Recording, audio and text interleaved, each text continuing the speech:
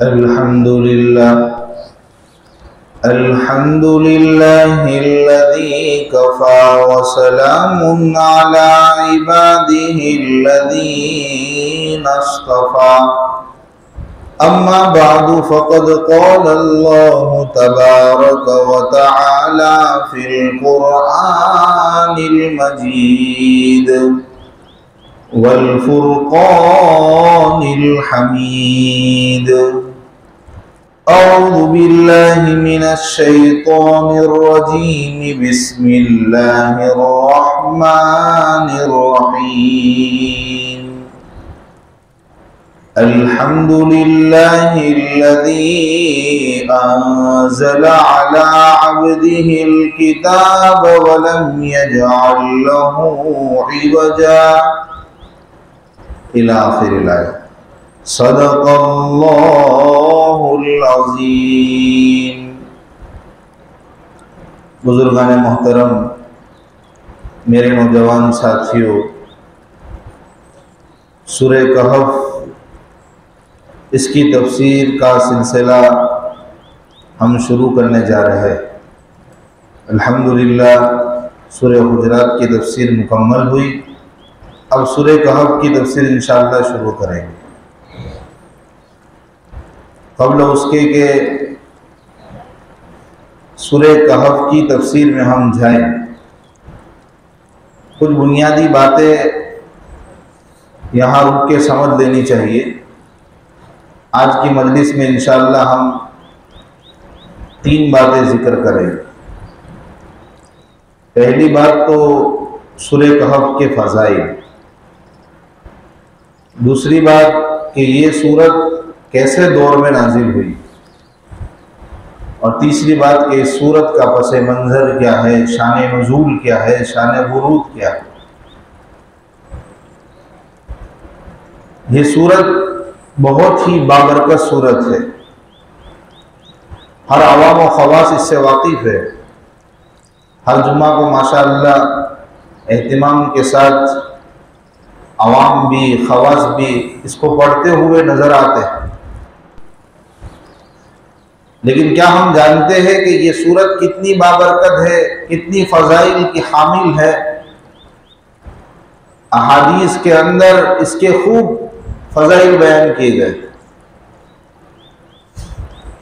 ये सूरत कितना कीमती तोहफ़ा है हमारे लिए, और कितना बड़ा अतिया है अल्लाह की तरफ से, अहादीस की रोशनी में हम समझेंगे। हदीस पाक में आता है कि ये सूरत एक बार की नाजिल हुई, एक साथ पूरी सूरत सूरह कहफ। इसमें किस्सा बयान किया गया असहाबे कहफ का। इब्तिदाई आयतों में, कुछ आयतों के बाद ये किस्सा शुरू हो जाता है, पूरा गार वालों का किस्सा। इसकी निस्बत से उसका नाम सूरह कहफ है। ये वो सूरत है कि 70,000 फरिश्ते जब ये नाजिल हुई तब आए थे।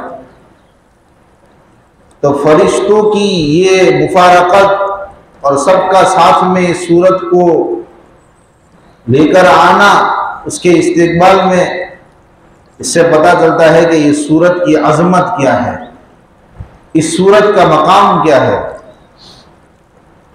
एक हदीस पाक में आता है कि जो इंसान इस सूरत को जुमा के दिन पढ़े, जो शख्स इस सूरत को जुमा के दिन पढ़े, अल्लाह तबारक व तआला उसको दज्जाल के फितने से, बल्कि हर फितने से उसको महफूज रखेगा। 8 दिन तक वो हर फितने से महफूज रहेगा। और खुसूसन दज्जाल अकबर, जिससे बड़ा फितना कोई हो ही नहीं सकता, इससे भी अल्लाह ताला हिफाजत फरमाएगा। आजकल है फितनों का दौर, हर आए दिन नया नया, छोटा छोटा, बड़ा बड़ा दज्जाली फितना पैदा हो रहा है। तो हमें से हर एक को चाहिए कि हम कम अज कम जुमा के दिन सूरह कहफ की तिलावत को अपना मामूल बना लें। जिसकी जिंदगी में इस सूरत का मामूल होगा, तो ये पक्की बात है, ये अल्लाह के नबी का फरमान है, मेरे नबी की बात झूठी नहीं हो सकती। वो हर फितने से महफूज रहेगा। कितने फितने आए दिन जन्म, इर्तिदाद का फितना हो, मोबाइल का फितना हो, न जाने ऐसे ऐसे ईमान को खत्म करने वाले, ईमान की जड़ों को खोखला करने वाले रोजमर्रा फितनों का तो बाजार गर्म है। और अल्लाह तबारक व तआला मामूली कुर्बानी हमारी लगेगी, हम इसका एहतिमाम करेंगे, अल्लाह बड़े बड़े फितनों से हमारी हिफाजत फरमाए। उस हफ्ते के अंदर अगर दज्जाल के जैसा फितना, बड़ा फितना भी आ गया ना, तो हम सूरह कहफ की बरकत से उस फितने से भी महफूज रहे। एक हदीस पाक में आता है, इस सूरत की इब्तिदाई 10 आयतें, खाली पूरी सूरत में इब्तिदाई 10 आयतें अगर कोई इंसान पढ़े, वो दज्जाल के फितने से महफूज रहे। और एक रिवायत में है कि आखिरी 10 आयतें पढ़े, वो दज्जाल के फितने से महफूज रहे। कितना आसान है, अल्लाह ने कितना आसान बना दिया। हज़रत मुफ्ती सईद साहब रहमतुल्लाह अलैह लिखते हैं, हर इंसान को चाहिए कि इस सूरत का पहला रुकू, इस सूरत का आखिरी रुकू जुबानी कर ले, मुंह पे कर ले, दिन में एक मर्तबा तो पढ़ ले। जुबानी करेंगे तो फिर नमाज में भी पढ़ पाएंगे, तो नमाज में पढ़ ले।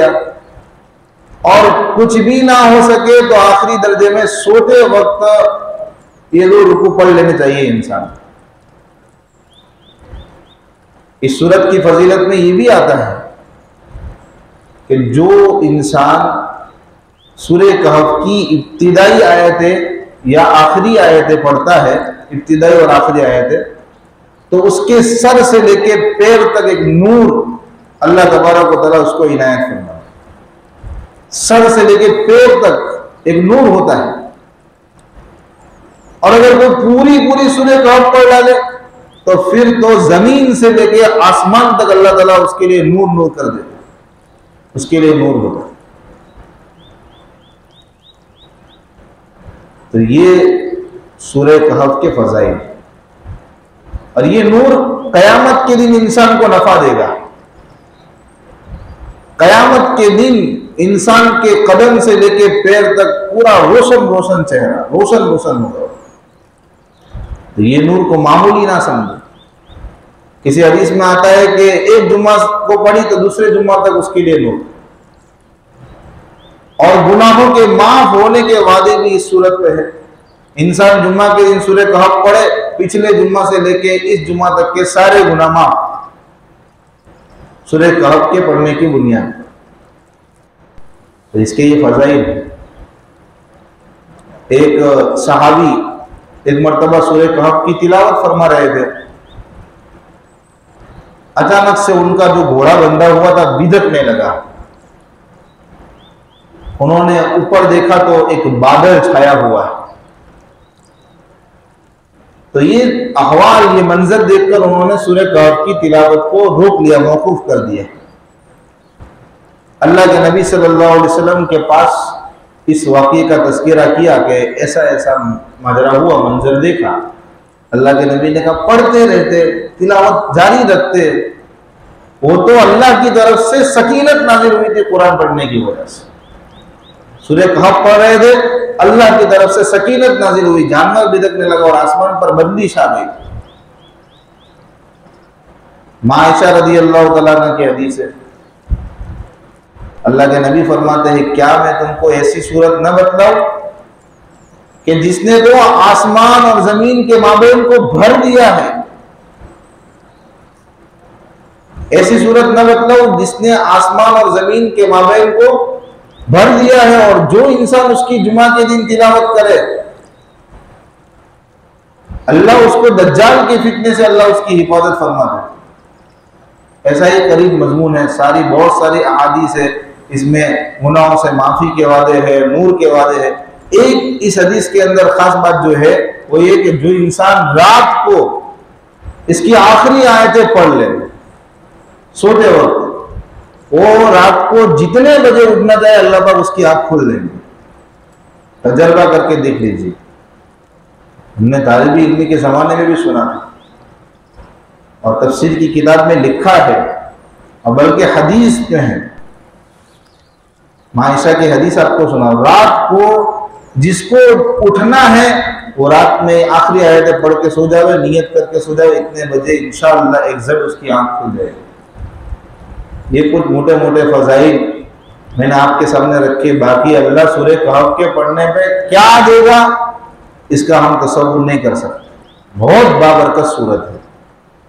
दूसरी बात जो आपके सामने अर्ज करनी है वो ये है कि ये सूरत जब नाजिल हुई तब मुसलमानों पे बहुत ज़्यादा हालात थे, जुल्म सितम, ज़लोकोब कुफ़ारों की तरफ से, मुशरिकीन की तरफ से मक्का के मुसलमानों पर बड़ी ज़ोरों पर थी, बड़ी सख्ती के साथ वो अपनी ताकत का इस्तेमाल कर रहे थे, मुसलमानों को खूब सता रहे थे।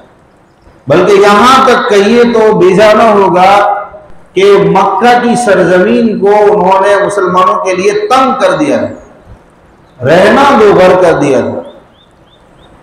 वैसे में अल्लाह तबारक व तआला ने ये किस्सा मुसलमानों के लिए नाजिल फरमाया कि असहाबे कहफ का किस्सा सुने तो मुसलमानों की हिम्मत बंधे, उनका हौसला पस्त न हो, उनका हौसला बुलंद रहे और वो हिम्मत न हारे, और उनको पता चले कि भाई मुसलमानों पर ही खाली हालात नहीं है, इससे पहले भी ऐसे लोग गुजरे हैं कि जिन्होंने अपने दीन को बचाने के लिए, अपने ईमान को बचाने के लिए कैसी कैसी कुर्बानियां दी थी, बेलोस कुर्बानियां दी थी कि अपने वतन को छोड़कर चल पड़े थे और पहाड़ के अंदर जाकर वो छुप गए थे और कितने सालों के बाद निकले थे। ऐसे उनके ऊपर हालात थे कि अपनी जान की हिफाजत के लिए, अपने ईमान और अमाल की हिफाजत के लिए उन्होंने वतन को छोड़ दिया। तो ये आप पर भी हालात है तो आप भी सब्र से काम लीजिए। आज भी अगर किसी इलाके में, किसी जगह में, किसी बस्ती में कुफार का, मुशरिकीन का इस कदर गलबा है कि मुसलमान के लिए सांस लेना दोबर हो गया, जमीन उनके लिए तंग हो गई है, तो फिर हमें गुलामी करने की जरूरत नहीं है, हमें दब कर रहने की जरूरत नहीं है। हमें इस वाक़ये से, हमें कुरान की इन आयतों से सबक लेना चाहिए कि हम उनकी गुलामी में नहीं रहेंगे। हम वतन में रह के मुकाबला भी नहीं कर सकते हैं और अपने आप की जिंदगी वहां पे दोबर हो रही है, तो आप अल्लाह के ऊपर एतमाद करते हुए, तकदीर इलाही पर राजी रहते हुए वतन को छोड़ दीजिए। अर्ज़ुल्लाहि वासिआ, अल्लाह की जमीन कुशादा है। इसका तसव्वुर हम अपने ज़हनों में रखें कि भाई यहां से चले गए, वतन से बेवतन होना पड़ा। अल्लाह के नबी को भी, सहाबा को भी वतन से बेवतन होना पड़ा था। असहाबे कहफ का और मक्का के मुसलमानों का, इनका किस्सा थोड़ा मिलता जुलता है, तो इनकी ढारस बनती, इनको हिम्मत और हौसला मिलता, इसके लिए अल्लाह ने कुरान करीम में बयान। तो अगर किसी जगह पे ऐसे नागुफ्ता भी हालात है तो फिर वतन को खैराबाद कह दे अल्लाह के भरोसे पर और जिंदगी में आगे बढ़े। अल्लाह के लिए, अल्लाह की राह में अगर वतन को छोड़ना पड़ रहा है, वतन की कुर्बानी देनी पड़ रही है, तो अल्लाह ताला ऐसे ऐसे इंतजाम फरमाएगा जिसका हम तसव्वुर नहीं कर सकते। अल्लाह ने अपनी जमीन बहुत कुशादा बनाई। तीसरी बात, इस सूरत का पसे मंजर क्या है? मुख्तसर इस सूरत का पसे मंजर, शान नुज़ूल ये है कि मक्का में इस्लाम फैलना शुरू हुआ, तो जो मुशरिकीन मक्का थे, कुफ्फार थे, उनको बदहज़मी हुई, उनसे तो हजम होना नहीं था। तो क्या किया जाए? मोहम्मद सल्लल्लाहु अलैहि वसल्लम का, उनका लाया हुआ दीन तो बड़ी तेजी के साथ और इस्लाम को फैलना शुरू हो गया है। तो इन्होंने मशवरा किया कि भाई मदीना जाया जाए, वहाँ उलमाए यहूद, चोटी के आलिम जो अपने आप को अहले किताब कहते हैं कि हमारे पास अल्लाह की भेजी हुई किताब है, उस वक्त के बड़े दानिश्वर वो समझे जाते थे, उलमा का तबका था, उनके पास ये मशवरा तलब करने के लिए गए। एक वक्त भेजा कि आप जाओ और उनसे पूछो कि भाई ऐसा ऐसा मामला है, आपका क्या मशवरा है इस सिलसिले में। वो गए, उन्होंने पूरी अपनी कारगुजारी रखी कि हमारा आने का मकसद ये है, हम इस मकसद से आए हैं कि आप तो अपने आप को बड़ा इल्म का ठेकेदार कहते हो, आपके पास तो कहते हो कि हमारे पास आसमानी किताब है और पहले अंबिया का हमारे पास जो इल्म है वो किसी के पास नहीं है, तो ये मोहम्मद सल्लल्लाहु अलैहि वसल्लम के बारे में बताओ। ये नबूवत का दावा कर रहे हैं, क्या वो अपने नबूवत के दावे में सच्चे हैं? आपकी किताब में उनके बारे में कुछ है तो जरा हमारी रहनुमाई करो। तो उलमा यहूद ने कहा कि नबी आखिर ज़मा की जो बशारतें और जो अलामतें हमारी किताब में बयान की गई है वो तुम्हारे नबी में 100% पाई जाती। तुम्हारे नबी सच्चे नबी है, इनमें सारी अलामतों का ज़ुहूर है। लेकिन साथ में उन्होंने कहा कि आपको आजमाना है वो मोहम्मद सल्लल्लाहु अलैहि वसल्लम को, इम्तिहान लेना है, तो इनसे 3 सवालात करना, पता चल जाएगा। अगर वो इन 3 सवाल का जवाब दे देते हैं तो सच्चे नबी, और अगर इन 3 सवालों के जवाब देने में वो कासिर रहते हैं, जवाब नहीं दे पाते हैं, तो वो समझ लेना कि ये बातें घड़ने वाले नबी है, हकीकत में नबी नहीं है, बातें बनाने वाले नबी। ठीक है, वो 3 बातें बताई कि पहला सवाल तो इनसे ये करना कि वो नौजवान कदीम जमाने में नौजवान थे, उनका किस्सा बताओ कि जिन्होंने अपने दीन की हिफाजत के लिए वो निकले थे और निकल पड़े थे, उन नौजवानों का किस्सा बताओ। एक उन नौजवानों का किस्सा, वही अस्हाबे कहफ का किस्सा जो बयान। दूसरी बात उनसे पूछना कि वो बादशाह के अहवाल बयान करो जिसने मशरिक और मगरिब का सफर किया, मुराद जुल्करनैन, इनका भी इस सूरत में तज़किरा है। अस्हाबे कहफ का वाकया बहुत अजीब और गरीब था, शायद वो नहीं बता पाएंगे, तो ये सवाल करना। दूसरा सवाल बादशाह के बारे में, और तीसरा रूह के बारे में पूछना कि रूह की हकीकत क्या है। तो ये तो आए अपने वतन कि भाई हमारे पास तो अब फैसला कौन तदबीर आ गई है, क्या इसके बाद तो फैसला हो जाना है कि मोहम्मद का नबी होना न होना सब वाज़ेह हो जाएगा। दूध का दूध, पानी का पानी, बहुत जबरदस्त हम इलाज लेके आए हैं। अपने साथियों को जमा किया, सरबर आवरदार लोगों को, उनके सामने ये तजवीज रखी कि हम तो फैसला कौन तजवीज लेके आए। सबको बात समझ में आई, सब गए मोहम्मद सल्लल्लाहु अलैहि वसल्लम के पास और जाकर कहा कि भाई इन 3 सवालों के जवाब दो। अल्लाह के नबी ने कहा कि कल एक दिन की मोहलत दो, कल जवाब दूंगा। इंशाअल्लाह कहना भूल गए, कल मैं आपको बताऊंगा। इंशाअल्लाह नहीं कहा, इस सूरत में इसका तज़किरा है। अल्लाह के नबी तो कल के इंतजार में, कल हो गई लेकिन अल्लाह की तरफ से कोई वही नहीं आई, अल्लाह की तरफ से कोई जवाब नहीं आया, बड़े परेशान।